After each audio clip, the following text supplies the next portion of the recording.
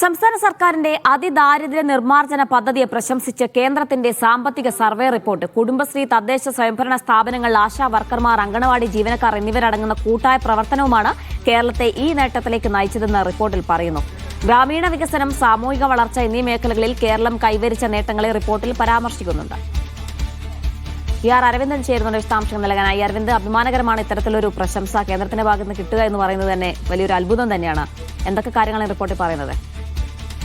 കേന്ദ്ര സർക്കാരിന്റെ സാമ്പത്തിക സർവേ റിപ്പോർട്ടിലാണ് സംസ്ഥാന സർക്കാരിന്റെ ചില പദ്ധതികൾക്ക് പ്രശംസയുള്ളത്. അതിൽ ഏറ്റവും പ്രധാനപ്പെട്ടത് അതിദാരിദ്ര്യ നിർമ്മാർജ്ജന പദ്ധതിയാണ്. അതിൽ പ്രധാനമായും ചൂണ്ടിക്കാണിച്ചിരിക്കുന്നത് കേരളം ഇത്തരത്തിൽ കുടുംബശ്രീ, തദ്ദേശ സ്വയംഭരണ സ്ഥാപനങ്ങൾ എന്നിവയുടെ പങ്കാളിത്തത്തിൽ ആശാ വർക്കർമാർ അടക്കമുള്ളവർ ചേർന്ന് പ്രവർത്തിച്ച് വലിയ രീതിയിലുള്ള നേട്ടം കേരളത്തിന് തന്നെ സ്വന്തമാക്കാൻ സാധിച്ചിട്ടുണ്ട്. ഇതിനു പുറമെ ഗ്രാമീണ വികസനം, സാമൂഹ്യ വളർച്ച എന്ന മേഖലകളിലും കേരളം വലിയ രീതിയിൽ നേട്ടങ്ങൾ കൈവരിച്ചു. കേരളത്തിന്റെ ദാരിദ്ര്യ നിർമ്മാർജ്ജന നേട്ടത്തെ വലിയ രീതിയിൽ തന്നെയാണ് കേന്ദ്രം ഇപ്പോൾ ഈ സാമ്പത്തിക സർവേ റിപ്പോർട്ടിൽ പ്രശംസിച്ചിരിക്കുന്നത്. ഓരോ കുടുംബത്തിനും വ്യക്തിഗത മൈക്രോ പ്ലാനുകൾ സൃഷ്ടിച്ചുകൊണ്ടും അതോടൊപ്പം തന്നെ തദ്ദേശ സ്വയംഭരണ സ്ഥാപനങ്ങളുടെയും വിവിധ സർക്കാർ വകുപ്പുകളുടെയും സേവനങ്ങൾ കൃത്യമായി തന്നെ ഏകോപിപ്പിക്കാൻ കേരളത്തിന് സാധിച്ചു എന്നതാണ് ഇപ്പോൾ സാമ്പത്തിക സർവേ റിപ്പോർട്ടിൽ ചൂണ്ടിക്കാണിക്കുന്നത്. അതോടൊപ്പം തന്നെ ഈ കേന്ദ്രങ്ങളുടെ പദ്ധതികൾ അത് കൃത്യമായി വിനിയോഗിക്കാൻ സംസ്ഥാനത്തിന് സാധിച്ചുവെന്നും ഈ സാമ്പത്തിക സർവേ റിപ്പോർട്ടിൽ വ്യക്തമാക്കുന്നു. അതോടൊപ്പം തന്നെ കേരളത്തിന്റെ പല പദ്ധതികളും, വാട്ടർ മെട്രോ അടക്കമുള്ള പദ്ധതികൾക്കും ഇതിൽ പ്രശംസയുണ്ട്. എന്തായാലും കേരളത്തെ സംബന്ധിച്ചിടത്തോളം ഈ പദ്ധതിക്ക് കേന്ദ്ര സർക്കാരിന്റെ ഭാഗത്തു നിന്ന് ലഭിക്കുന്ന പ്രശംസ അത്